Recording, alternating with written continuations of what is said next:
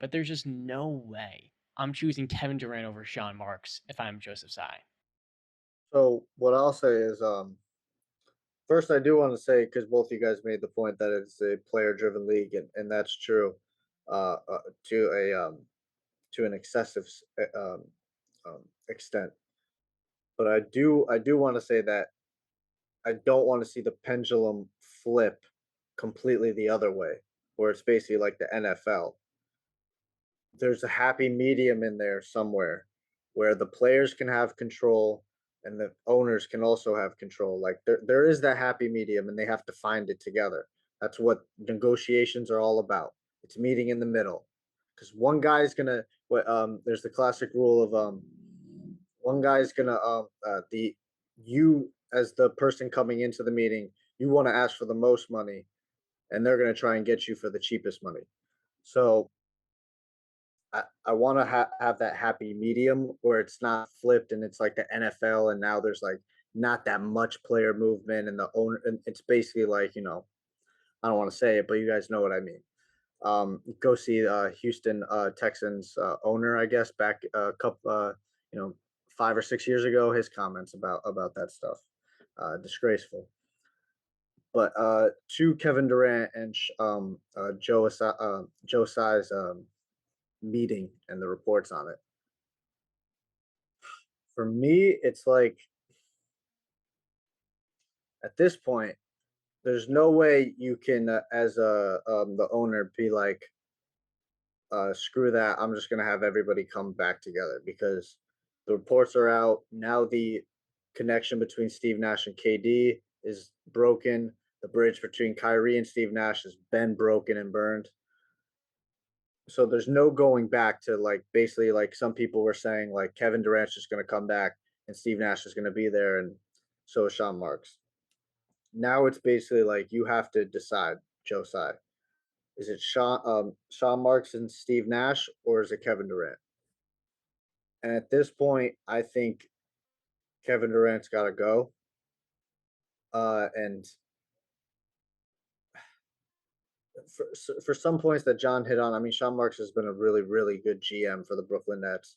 Steve Nash is probably going to be on his way out, if not by the end of the year, then midway through the next year. I mean, he's not a long term head coach. Let's be honest. Um, but yeah, the experiment it's over in Brooklyn. It failed, like I thought it was, because this was a championship or bust. They didn't win a championship. They never even got to a championship. So it's a bust. Like I said, when they first signed together, and even I reiterated it on Twitter when James Harden joined, this is not a dynamic duo and a big three that is um, going to lead to championships or just one championship because there's no leader. James Harden's a choke artist. And like I said, KD can't. He is. The numbers don't lie on that one. They don't, and neither do the footage when you watch the games. Kevin Durant's not a leader, and neither is Kyrie. And then when you have Steve Nash in there, who's an inexperienced head coach, so there's where that's why when we saw them in Boston this year, one main reason they got swept is because they were playing iso ball basically, which KD said he wanted to get away from when he was in OKC with Russell Westbrook because it basically just um, trickled down to it's iso game. It's Westbrook your turn, now it's KD's turn. And then he wanted to go to Golden State because he loved the style of basketball and he loved playing in that type of style of basketball, ball movement, getting shooters open, setting picks, all that stuff. Then he goes to Brooklyn and they've just been it's iso ball. It's Kyrie, your turn. Okay, now it's my turn, and they could never figure it out. Like it's and it's because it's perfect example. Um, Miami Heat big three, and not to exclude Chris Bosh because I think he gets a lot of hate, and I love Chris Bosh, but not to exclude him. I'm going to focus on LeBron, and I know, but I'm going No, to I focus want on LeBron. Chris Bosh. You rewatched that 2014 or 2013, excuse me, Yeah, the one NBA we won. championship. People, I don't want to cut you off. People forget how many giant plays he made down the stretch outside of that rebound and kick out to Ray Allen. Yeah. So I'm going to focus on just the dynamic duo of LeBron and Wade. The first year we know what happened. I don't have to get into it, but one of the main reasons is well, the main reason is because LeBron didn't show up in against Dallas, but underlying was that Wade and Braun didn't figure out how to do it. Like, is it my team or is it your team? Is it my go or your go? Who's gonna close this time? Who's gonna do this? And eventually, and that's why Dwayne Wade is one of the most unselfish superstars of all time, and why he gets an amount every ounce of respect from every player, fan, owner, coach, GM, whatever you want to say. Is that he stepped back, and even though 305 was his city and Miami Heat was him, he is Wade County. He stepped back and said, "Braun, this is your team now. You're the leader. Take us there." He had to step back and say, "You take us." And there's no who's going to do that. Kyrie's not doing that. KD's not doing that. So, and that's what I mean when it narrows down to leadership. Where is it? There's none. So No, this really all comes down to one thing. KD just can't take the heat. no, he can't. He just can't. And you Never know what, could. man? And I'm a big fan of watching him on the court, but there's no player in the NBA. I mean, I guess you could say LeBron, but I make a lot of excuses for LeBron. But KD's move to Golden State was still is and always will be the weakest move in NBA history, and his NBA titles will forever be debated as like There's going to okay, be an asterisk forever, always, always, and and and it's a I'll shame. debate that till I'm blue in the face. I'm with you. No matter, and you know what? I've gotten knocked for that because he played very well in those NBA finals. So you Yeah. can't knock his performance Well, there. there's reasons behind that though. When you're playing with two of the greatest 3-point shooters of all time, and they can't double or it look at all the numbers, all the shooting percentage for all those guys shot up like insanely high because they're all getting nice open shots. It's insane, and the ball movement, the style of play they play. Yeah. No, no, it's true. You know, the thing is, when you play with three Hall of Famers probably on your team outside of yourself, Or dude, if you count Draymond, that's what I'm he's saying. setting a lot of those up. There's three other Hall of Famers aside from himself. Oh yeah, yeah, Yeah. yeah. I get what you're saying. So I'm sorry. I love KD and I watch it. I love watching him on the court. But man, you can't take the heat. Like this was made for you in Brooklyn, man. You made this yourself and you Yep. threw it out. You bought the groceries and didn't use them. You just threw them in the trash. You He let them said expire. that everybody said when he.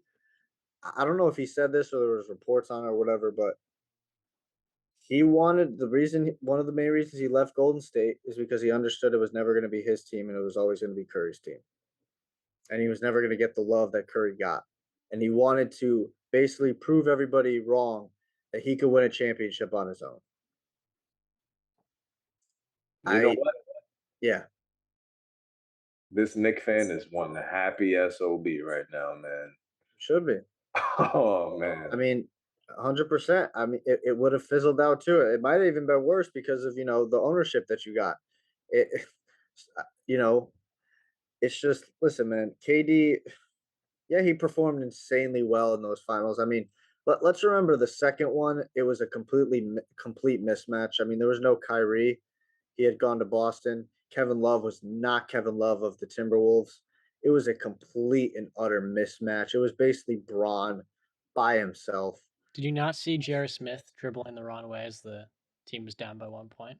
Yeah, no, but that was the game one. That was their best chance of winning a game. Yeah, and That was plus, their only chance of winning the game because I think the other three games were blowouts. I'm pretty sure. yeah, LeBron broke his hand after game one. I'm pretty sure he Yeah, punched something in the locker room, yeah, which he got yeah, over he him. punched something. Yeah, okay, yes, I do remember that. It.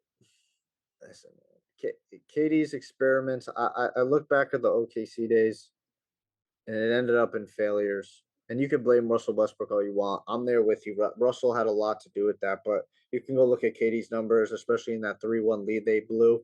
He didn't show up either in I believe it was game 6 and 7. And in Golden State, yeah, he played insanely well, but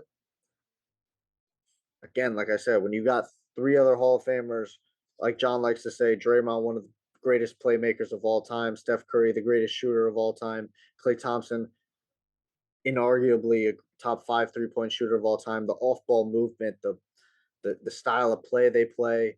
Like it's just it. Of course, you're going to perform well. You're Kevin freaking Durant, talent wise, you're top 5. Like, of course, you're going to play insanely well. But now look what you did in Brooklyn. What'd you do? First year you sat out respectively because you tore your Achilles, so you had to.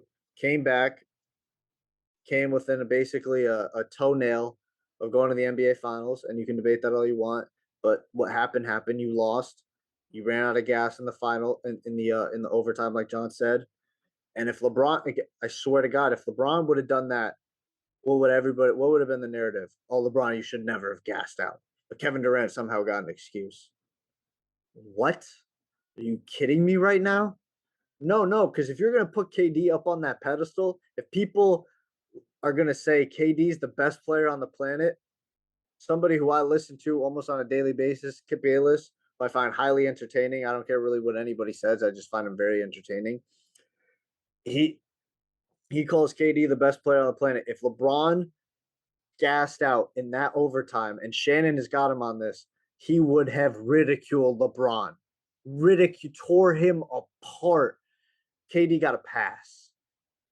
No, no, buddy. If you're supposed to be on that level, then you're getting the same criticism. Like I said about the quarterbacks, if you're the leader of a basketball, football, whatever sport team, you get all the praise when you win and all the blame when you lose. It doesn't work. You don't get to skip one of those. No. What happened happened.